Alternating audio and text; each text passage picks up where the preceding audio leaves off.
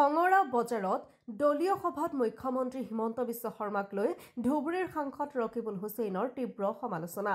বৰপেটা জিলাৰ খঙৰা বজাৰত অনুষ্ঠিত কংগ্ৰেছ দলৰ এক বিশেষ সভাত ধুবুৰীৰ সাংসদ ৰকিবুল হুছেইনে অসমৰ মুখ্যমন্ত্ৰী ডক্টৰ হিমন্ত বিশ্ব শৰ্মাৰ ওপৰত কঠোৰ কটাক্ষ কৰে। সাংসদগৰাকীয়ে মুখ্যমন্ত্ৰীৰ নীতি, নৈতিকতা, শাসন পদ্ধতি আৰু সাম্প্ৰতিক ৰাজ্যিক ৰাজনীতিত লৈ থকা বিভিন্ন সিদ্ধান্তৰ সমালোচনা কৰি চৰকাৰক কঠিন প্ৰত্যাহ্বান জনায়। কংগ্ৰেছ দলৰ যুৱ নেতা ৰূপচান ৰাজৰ নেতৃত্বত অনুষ্ঠিত এই সভাত উল্লেখযোগ্য সংখ্যক দলীয় কৰ্মী সমৰ্থকৰ উপস্থিতি দেখা যায়। সাংসদ ৰকিবুল হুছেইনে বক্তব্যৰ সময়ত কয় যে বৰ্তমান চৰকাৰে দিয়া বহুতো আঁচনিয়ে মূলতঃ কংগ্ৰেছ চৰকাৰৰ আমোলতেই আৰম্ভ কৰা প্ৰতিশ্ৰুতিৰ বিপৰীত ৰূপ। সভাস্থলীত উপস্থিত কৰ্মী সমৰ্থকে সাংসদগৰাকীৰ বক্তব্যৰ প্ৰতি জোৰদাৰ সঁহাৰি জনায়। সভাত সাংসদগৰাকীয়ে বিহাৰ বিধানসভা নিৰ্বাচনৰ পৰিপ্ৰেক্ষিতত কেইবাটাও ৰাজনৈতিক মন্তব্য আগবঢ়াই কংগ্ৰেছ দলৰ সামগ্ৰিক পুনৰুত্থান সম্ভাৱনাৰ কথা উল্লেখ কৰে। আগন্তুক বিধানসভা নিৰ্বাচনৰ প্ৰস্তুতিৰ অংশ হিচাপে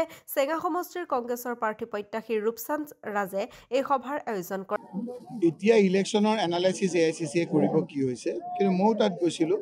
তাত দেখিছিলোঁ ইয়াত যেনেকৈ বদৰুদ্দিন ৰাজবল ডাঙৰীয়াই হিমন্ত বিশ্ব শৰ্মাক সহায় কৰিবৰ কাৰণে দলটোৰ উঠি পৰে লাগে, ঠিক তেনেকৈ আছাদুদ্দিন ওৱেইছিয়ে এইবাৰ উঠি পৰি লাগিছে কেনেকৈ BJP আৰু JDUৰ আপোনাৰ চৰকাৰ গঠন কৰে।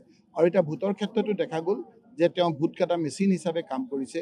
তেওঁ নিজে হেলিকপ্টাৰ লৈ আহি মানুহৰ তাত কেইবাদিনো ৰাখিছে। BJPৰ পৰা পইচা লৈ বিভিন্ন ক্ষেত্ৰত সহায় কৰা বুলি সকলোৱে অভিযোগ আনিছে।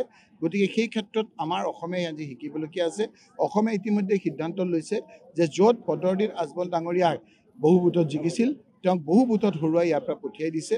গতিকে বিহাৰ আৰু অসম বেলেগ। বিহাৰৰ ক্ষেত্ৰত যিবিলাক হ'ল সেইবিলাক অসমৰ ক্ষেত্ৰত নহয়। সেইকাৰণে গৌৰৱ গগৈ ডাঙৰীয়াৰ নেতৃত্বত জিতেন্দ্ৰ সিং অল ইণ্ডিয়া কংগ্ৰেছ কমিটিৰ সাধাৰণ সম্পাদকে আমি দফাই দফাই আলোচনা কৰিছোঁ। আমি ভোট কমিটি কৰিছোঁ যাতে ভোট চুৰ কৰি আমাক যাতে কোনো ধৰণৰ বিপদত পেলাব নোৱাৰে, আমি যাতে সকলো ক্ষেত্ৰতে সচেষ্ট হৈ থাকোঁ। আনফালে আপোনালোকে দেখিছে অসমত জুবিন গাৰ্গৰ হত্যাৰ ষড়যন্ত্ৰকাৰীসকলক এতিয়ালৈকে তেওঁ ন্যায় দিয়া নাই, ষড়যন্ত্ৰকাৰীসকলক কোনো ধৰণৰ শাস্তি দিয়া নাই। গতিকে এই ক্ষেত্ৰতো আজি অসমত সকলো ৰাইজে বিচাৰি আছে। বাকী ৰাজনীতি যি হৈ থাকিব, জুবিন গাৰ্গৰ হত্যাৰ ষড়যন্ত্ৰকাৰী এতিয়া যিকেইটাক ধৰিছে সেইকেইজনটো আপোনাৰ দেখুওৱা দাঁত। হাতী যেনেকৈ দেখুওৱা দাঁত দি নাখায়, খোৱা দাঁত বেলেগ। এইকেইজনটো দেখুওৱা দাঁত, খোৱা দাঁত যিকেইটা আছে, মুখ্যমন্ত্ৰী ডাঙৰীয়াই কৈছিল যে এইটো হত্যা। এই হত্যাৰ ষড়যন্ত্ৰকাৰী কিসকল সেইসকলক চিহ্নিত কৰিব লাগে। মুখ্যমন্ত্ৰী ডাঙৰীয়াক এই কথাটো কোৱাৰ লগে লগে তেওঁ বিভিন্ন ধৰণৰ ফালৰি কাটে। যেনেকৈ আমাৰ অসমীয়াত এষাৰ কথা আছে যে গোসাঁই ঘৰত কোন, মই কল খোৱা নাই। ঠিক মুখ্যমন্ত্ৰী ডাঙৰীয়াই নিজেই কথা নাই বতৰা নাই, কল খোৱা নাই কৈ আছে। সেইকাৰণে বিভিন্নজনৰ মানুহৰ মনত এনেধৰণৰ সন্দেহ আহিছে আৰু ষড়যন্ত্ৰকাৰীসকলক বিচাৰ লাগে বুলি ৰাইজে জাষ্টিছ ফৰ জুবিন বুলি উচ্চাৰ হৈছে। এটা কথা আছে যে নটা সমষ্টিত তেওঁ প্ৰচেষ্টা চলাইছিলে, নটা সমষ্টিতে জিকিলে। কি নটা? বিহাৰত নটা সমষ্টিত তেওঁ প্ৰচাৰ চলাইছিলে হিমন্ত বিশ্ব শৰ্মাই। তেওঁ তাত নটা সমষ্টিয়ে মানে জয় সক্ষম হয়। আৰু সেই হেৰিত আপোনাৰ হাৰিলে যে তেওঁ কৈ আছিলে প্ৰদেশখন হাৰাখন নকয়, হাৰাখন কি হ'ব? তেওঁৰ কাৰণে যে হাৰিলে, তেওঁ বেয়া বেয়া কথা কোৱাৰ নাই। নিশ্চিতভাৱে BJP প্ৰদেশখনৰ নাম কি আছিল? প্ৰদেশখনৰ নাম কওকচোন, পাহৰি গৈছোঁ মই অলপ।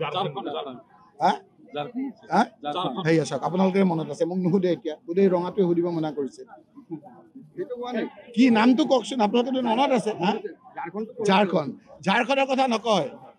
নিশ্চিতভাৱে BJP চৰকাৰখন তেওঁ ডুবাই থৈ আহিছে। মুখ্যমন্ত্ৰী ডাঙৰীয়াই যিবিলাক কথা বতৰা ক'লে ঝাৰখণ্ডৰ মানুহে তেওঁ ৰিজেক্ট কৰিছে। এতিয়া লোকৰ গাত ভেজা দিয়াৰ দায় আছেই তেওঁ। হিমন্ত বিশ্ব শৰ্মা ডাঙৰীয়াই য'তেই তেওঁ নিজেই, তেতিয়া মই নকওঁ কিছুমান কথা, তেওঁ নিজেই জানে তেওঁ কিমান অপ্ৰিয়। নহ'লে ইমান চুলি তুলি আউল বাউল হৈ নোহোৱা হৈ গৈছে কিয় মানুহজন? ৰাতি শোৱাটোও বাদ দিছে। আজি এটা কয়, কালি এটা কয়। এবাৰ কয় যে হত্যাৰ বিচাৰ দিয়াৰ দায়িত্ব মোৰ, মই বিচাৰ কৰিম। আকৌ দুদিন পিছত কয় বিচাৰ কৰাটো আমাৰ দায়িত্ব নহয়। আমিতো কৈ নহয়, তেওঁহে কৈছে যে হত্যাটো ন্যায়াধীশে দিব। মইতো ন্যায়াধীশ নহয়, মইতো চিফ জাষ্টিছ নহয়। তেওঁহে কৈছিল যে হত্যাৰ এতিয়া বিচাৰ কৰিম, আমি বিচাৰ দিম। আজি এটা কয়, কালি এটা কয়। কিয় এনেকুৱা আবোল তাবোল হৈছে? মুখ্যমন্ত্ৰী ডাঙৰীয়াৰ কথা বতৰাবিলাক অসংলগ্ন কিয় হৈ গৈছে? মুখ্যমন্ত্ৰী ডাঙৰীয়াৰ কথা বতৰাবিলাক বিজেপিৰ লোকসকলে যদি আপোনালোকৰ টিভিটো চাই থাকে, ল'ৰা ছোৱালী থাকিলে বন্ধ কৰি দিয়ে, কোন সময়ত কি বেয়া কথা কৈ দিয়ে কি ঠিক নাই। আমাৰ সমাজত এইবিলাক কথা নচলে। সেইকাৰণে হিমন্ত বিশ্ব শৰ্মা ডাঙৰীয়াৰ কথা বতৰাবিলাক তেওঁৰ লগত থাকক। আমাক জুবিন গাৰ্গৰ হত্যা কৰা ষড়যন্ত্ৰকাৰীসকলক তেওঁ চিহ্নিত কৰি ন্যায় দিয়ক। হিমন্ত বিশ্ব শৰ্মা ডাঙৰীয়া থকালৈকে ন্যায় বিচাৰ নাপায় জুবিন গাৰ্গৰ হত্যাৰ। আমাৰ চৰকাৰ অহাৰ লগে লগে পৰিষ্কাৰকৈ কোন ইয়াৰ লগত জড়িত।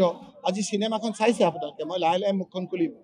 চিনেমাখনত সাগৰক লৈ যি ধৰণেৰে ঘটনাটো হৈছিল, একেবাৰে সেই ধৰণৰ প্লেন কৰি মাৰা বুলি আজি সকলোৱে কৈ আছে। চাব আপোনালোকে ফেক্টটো, চবেই আপোনাৰ মুখে মুখে এইবিলাক গুণগুণনি হৈ আছে। হিমন্ত বিশ্ব শৰ্মা ডাঙৰীয়াই চিনেমাখন চাবলৈ আজি ভয় কৰা হৈছে, ইমান ওচৰ খাই গৈছে। অখিল গগৈ যিটো কৈছে, গাঁৱৰ ষ্টাইলত বহি থাকিলে বিৰোধী জিকিব নোৱাৰে, অখিল গগৈ কৈছে, কি ক'ব এতিয়া? তেওঁতো ক'লে সেইদিনা আমি গোটেইখিনি ঐক্যবদ্ধ হৈছোঁ, আমি সকলো ঐক্যবদ্ধ। এতিয়া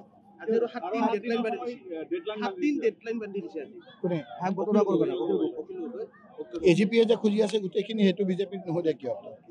একেলগে থকা চৰকাৰখনত যে হৈ আছে, একেলগে থকা UPPLক যে আপোনাৰ তেওঁলোকে পিছফালৰ পৰা চুৰি মাৰিছে, আমাৰ এজনক সুধি আছে বেলেগ কথা।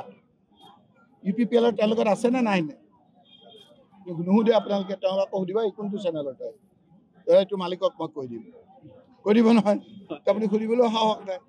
UPPLৰ খবৰ কি, তেওঁলোকত আছে নে নাই? AGP আছে নে নাই? তেওঁলোকৰ সমষ্টিকেইটাত নাই। আপোনালোকৰ লগত আছে নেকি কোন UPPL? কাৰ লগত? এইটো আমাৰ লগতো নাই। আমাৰ সেইটো আকৌ মোক কি বস্তু সুধিলে আপুনি ৰঙাটোৰ নেকি? নহ'লে এইটো বস্তু কি সুধিলে? UPPLৰ লগত আমাৰ নাই বুলি আপুনি যদি সাংবাদিক, আপুনি এই কথাখিনি জানিবই লাগে। আগন্তুক দিনত হ'বও পাৰে, নহ'বও পাৰে।